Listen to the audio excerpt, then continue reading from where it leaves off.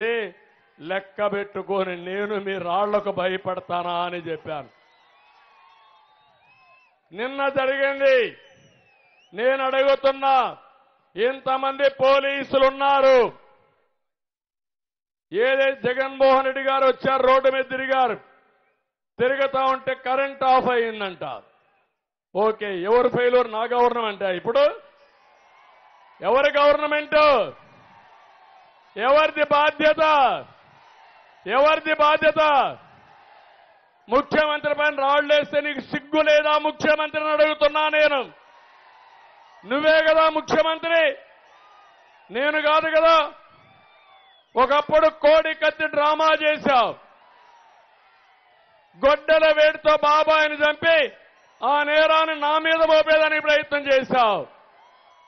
ఇప్పుడు నీ చెల్లెలు అడుగుతా ఉంది రోడ్డెక్కి, జగన్మోహన్ రెడ్డి సమాధానం చెప్పు.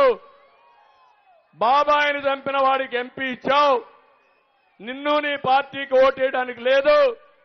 వైఎస్ఆర్ కాంగ్రెస్ పార్టీ పూర్తిగా రక్తపు మరకలో కూరకపోయిందని నీ చెల్లెలు అడిగితే సమాధానం చెప్పలేని అసమర్థుడు నాకు నేరాలు అంటగడతావా నువ్వు? నేను నేరాలు చెయ్యను. నేరాలు చేసేవాడిని తుంగలోనే దొక్కేస్తాను. ఎవరిని వదిలిపెట్టను. ఇన్ని రోజులు నా పైన దాడులు చేశారు, పవన్ కళ్యాణ్ పైన దాడులు చేశారు.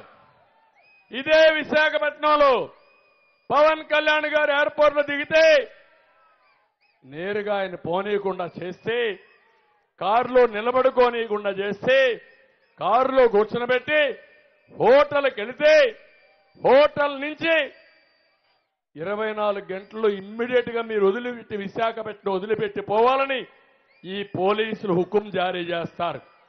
ఉన్మాది జగన్మోహన్ రెడ్డి చెప్పాడని నేను అడుగుతున్నా. మీ తాత జాగీరా ఈ విశాఖపట్నం అని అడుగుతున్నా. విశాఖపట్నం మనం అందరి అవునా కాదా అని మిమ్మల్ని అడుగుతున్నా.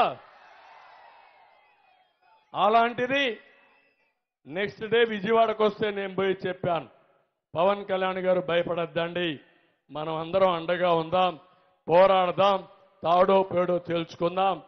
భయపడితే మనం చేయగలిగింది ఏమీ లేదంటే, నన్ను అరెస్ట్ చేసినప్పుడు మొట్టమొదటిసారి స్పందించిన వ్యక్తి పవన్ కళ్యాణ్ గారు అని చెప్పి నేను మీకు తెలియజేస్తున్నా. ఈరోజు పోలీసులకు కూడా ఇష్టం లేదు